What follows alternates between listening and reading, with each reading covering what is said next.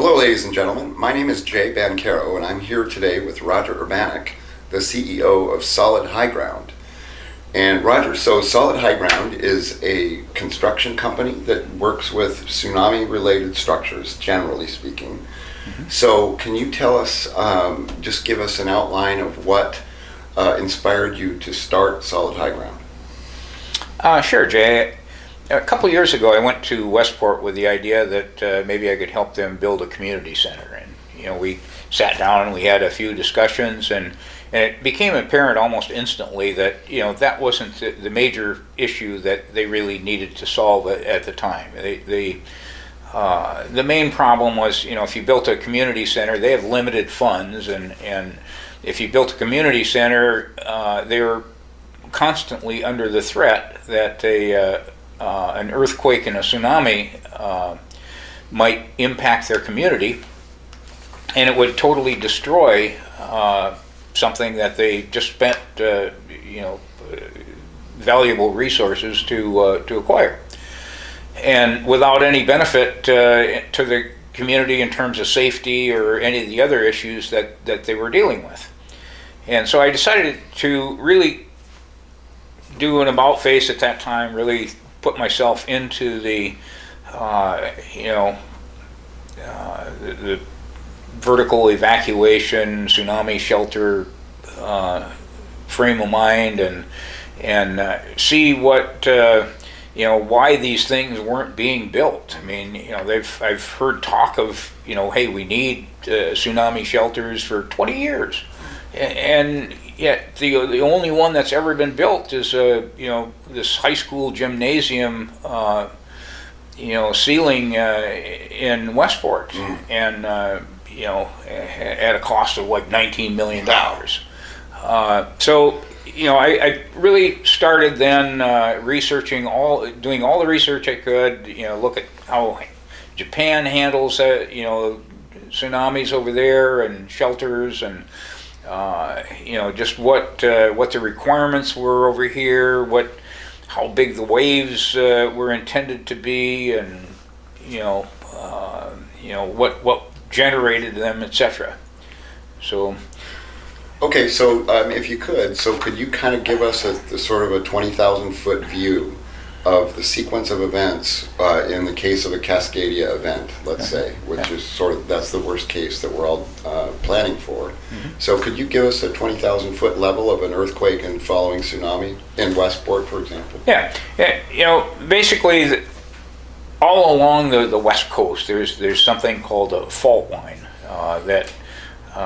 where two plates of the Earth's crust meet together, and they kind of rub together, and at some point, if they aren't kind of smoothly sliding back and forth, there's liable to be an eruption, and this eruption causes a major earthquake.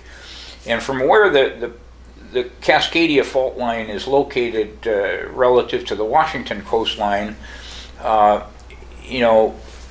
if they have a major earthquake at that fault line, it causes that squishing of the plates, etc., causes a wave to be formed, and that wave would travel like 600 miles an hour, and it would reach municipalities like Westport in about 30 minutes. Wow. And the first thing that happens when the earthquake portion of it happens is sand reacts to this violent shaking in a manner called liquefaction. It turns to almost water. It loses its integrity, and that process collapses roads, collapses buildings. It just it loses. It just kind of knocks down things in its path. And so the problem that coastal communities have, if they're located in very flat land, which like Westport and Ocean Shores and Long Beach, etc., are located, they don't have a tall hill to run to. They don't, and they've got half an hour to do something, and the roads are collapsing, and so what they're forced to do, if the only option they have to, if there's a significant wave 10 feet or more coming their way, they better be able to climb something that's going to withstand the force of that wave. If it, they get to the second floor of a house, the house is going to, isn't built to survive that wave. So basically, the structure that is engineered has meets certain force requirements to it's to withstand the wave, to withstand first of all the earthquake, and then to withstand a wave, up to a certain level. And 20 feet was kind of the targeted level that we chose. That from all of the science and that we were able to gather, that should cover 90% of the foreseeable events, cascading events for the probably the next 1 to 200 years. Wow. And but if you don't have something, just a minor 10-foot wave, earthquake and 10-foot wave, they've done studies that say 80 to 90% of the people that live or are visiting in communities like Westport when that wave, event hits, they aren't going to make it. Wow. And so they have no place to go. So it's a requirement that they need to have, something to what we call vertical evacuation. You get up above where that wave is going to come to if you want to live. Okay, well, so our discussions before the interview, you were describing the point where SolidHighGround is now. Now, obviously, at your expense, you've carried this development and this company for a year and some change, and you've gotten it to a certain level, and so you expressed to me that you're looking for a business partner to help to join SolidHighGround to get these things built. So what roles do you see that such a partner? And then similarly, what role do you see, or how is the community, these prospective communities, going to interact with SolidHighGround? Okay. Sure. Well, the first thing, the next step that I want my company to accomplish is basically I need to have a prototype building built somewhere on the coast, and I'm going. My plan is I want to interview maybe half a dozen cities that are under threat of tsunami, and say, hey, would you like a highly subsidized? If I can raise some grant money to pay for this thing, are you interested in having something, owning something? That not only will save lives in the event a tsunami comes, but has a functionality to it that you can use this in your community to, attract tourists, like with concerts and food events and that sort of thing, or to use it for practical community event uses like museums or office space, for City Hall or community centers, that sort of thing. So, I want to, again, my main thrust is let's pick a community that basically would like to work with me, and I have a certain way of going to them with a grant request that kind of identifies, hey, I will pay for the $1.5 to $2 million that it'll take to build the basic structural component. If they pay for the land, the parking, the bringing the utilities to the site, restrooms, that sort of thing. Any finish work that they require over and above the shell that I provide. Okay. Well, boy, Roger, it sounds like this is a really terrific and novel approach to solving this age-old problem. What do you foresee as the goals of SolidHighGround going forward? Well, basically, once I'm totally focused on getting this shell, or I mean this prototype built. Once that prototype is there, everybody can kind of, will be able to touch it, feel it, and see what how many problems that solves. I mean, basically, what this does. Everybody so far seems to have worried about, is it going to be big enough, tall enough? Will it, what about this worst case event, that might happen? That's not the approach that we took. We basically said, let's do something that will protect people most of the time. And where we get, arrived at that was, from the basic things of like seat belts. Yeah. Okay. If you look at seat belts, they're required. They save lives. We hear that from our insurance companies. We have laws that say we have to use them. And because they save lives. But at the same token, if two people are traveling fast enough and hit head on, right. They're going to die. Seatbelts are only good up to a certain level. Right. The same with a vertical evacuation building. I mean, it's conceivable that a tsunami event will exceed the limitations that this particular building is built to. But if you don't build something, everybody's going to die. 80 to 90%. Based on the studies that they've done, they have no chance to make it out of town. In half an hour that it takes, they can make it by foot 2 miles. Yep. If they,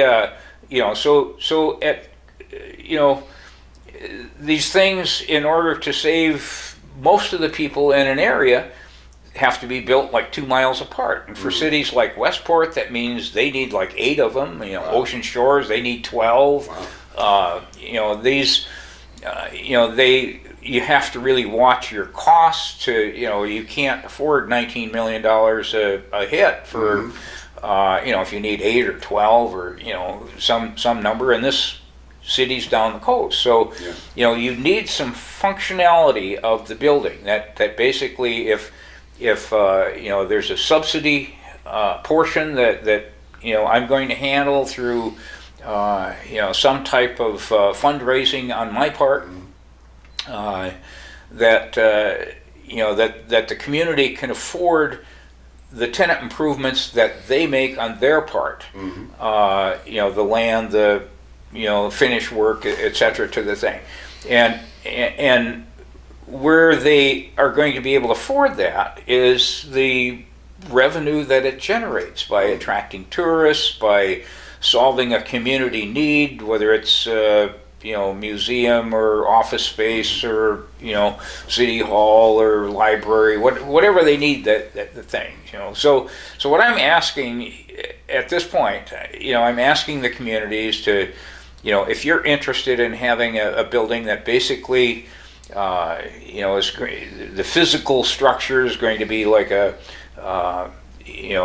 50 by 100 foot building, with a solid 24-inch concrete mat foundation, and we'll have either steel columns or concrete columns coming up to support 2 floors. We're going to have one floor that's going to be, the top floor is going to be 32 feet.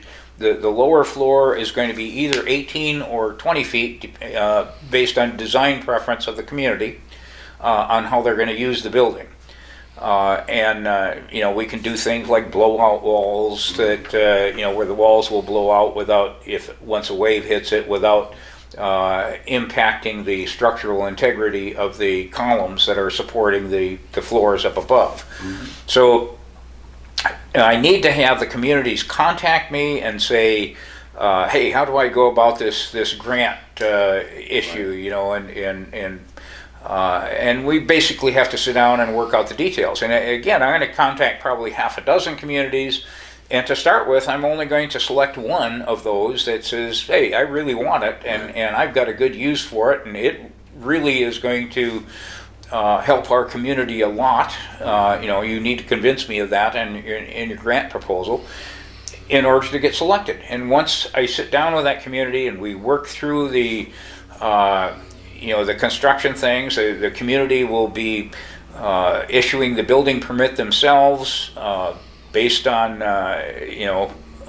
just as if it were an office space, or they've got their own internal way of approving retail centers and apartments and that sort of thing. So just work through their building department to do that, and work through their designs of what do you need as a community to make this happen. Wow. Well, Roger, this is really, really exciting, to see that, at your expense, you've brought the development of this project to a point where it's very, very mature. Mm-hmm. And it's really exciting to see somebody taking the initiative to finally get this problem solved. Mm-hmm. And so with that said, where can people read about the project and learn more? Mm-hmm.